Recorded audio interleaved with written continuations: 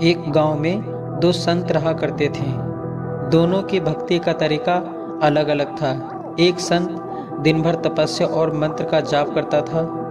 दूसरा संत सुबह शाम पहले भगवान को भोग लगाता था और फिर खुद भोजन करता था। एक दिन दोनों के बीच झगड़ा होने लगा कि बड़ा संत कौन है। इस दौरान वहां नारद मुनि पहुंच गए। नारद ने दोनों संतों से पूछा कि किस बात के लिए लड़ाई कर रहे हैं। संत ने जवाब दिया कि ये हम में तय नहीं हो पा रहा है कि सबसे बड़ा संत कौन है। नारद ने कहा कि ये तो छोटी सी बात है, इसका फैसला मैं कल कर दूंगा।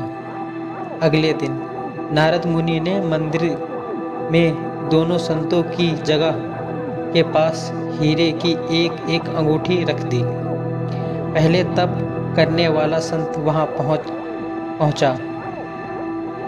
उसने एक अंगूठी देखी और चुपचाप उसे अपने आसन के नीचे छिपाकर मंत्र जाप करने लगा।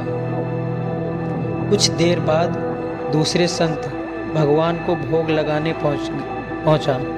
उसने भी हीरे की अंगूठी देखी, लेकिन उसने अंगूठी की और ध्यान नहीं दिया। भगवान को भोग लगाया और खाने लगा। उसने अंगूठी नहीं उठाई। उसके मन में लालच नहीं जगा, क्योंकि उसे भरोसा था कि भगवान रोज उसके लिए खाने की व्यवस्था जरूर करेंगे। कुछ देर बाद वहां नारद जी आ गए। दोनों संतों ने पूछा कि आप बताइए, हम दोनों में से बड़ा संत कौन है।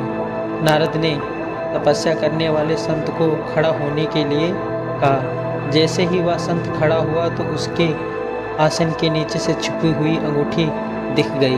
नारद मुनि ने उससे कहा कि तुम दोनों में से भोग लगाकर खाने वाला संत बड़ा है। तपस्या करने वाला संत में चोरी करने की बुरी आदत है। उसने भक्ति के समय भी चोरी करने का संकोच नहीं किया, जबकि भोग लगाने वाले संत ने अंगूठी की ओर ध्यान तक नहीं दिया।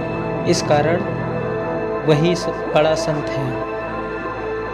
भक्ति करते समय पे किसी भी चीज़ का लालच नहीं करना चाहिए। जय श्री राधे राधे।